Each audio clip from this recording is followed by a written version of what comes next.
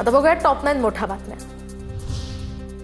छत्रपती संभाजीनगर आणि अमरावतीमध्ये पालिकेच्या अतिक्रमण हटाव मोहिमा, कारवाईसाठी हजारो पोलीस आणि पालिका कर्मचाऱ्यांचा बंदोबस्त, अनेक जेसीबी, पोकलेन आणि हायवा मोहिमेमध्ये सहभागी।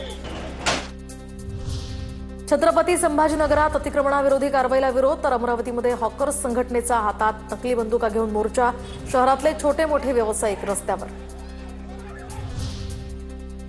संतोष देशमुख हत्या प्रकरणाची पुढची सुनावणी आता 18 ऑगस्टला। कराड आणि धनंजय मुंडे यांच्या संपत्ती जप्तीच्या अर्जावर अद्याप निर्णय नाही। कराडच्या जामीन अर्जावर सुद्धा सुनावणी झाली नाही।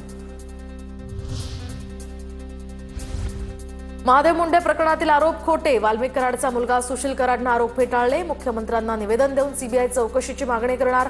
महादेव मुंडेच्या हत्येच्या दिवशी माझे वडील तिरुपतीला होते, महादेव मुंडेंना ओळखतही नव्हतो असंही केलं स्पष्ट।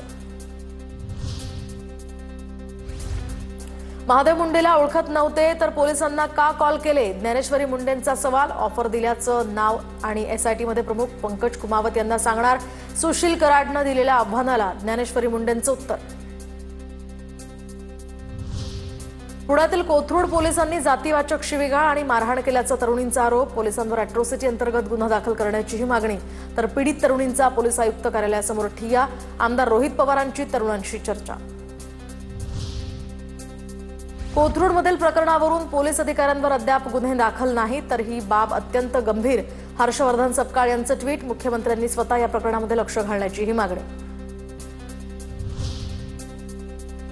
रोहित पवारांकडून पुणे पोलिसांवर दबाव आणण्याचा प्रयत्न, भाजपचे प्रवक्ते केशव उपाध्ये यांचा आरोप, तर आव्हाडांच्या वेळी सुद्धा रोहित पवारांनी पोलिसाला वाईट पद्धतीने झापलं होतं। झुंडशाहीच्या मार्गाने जर खटले दाखल झाले तर लोकशाहीचं काय होणार, उपाध्येंचा सवाल।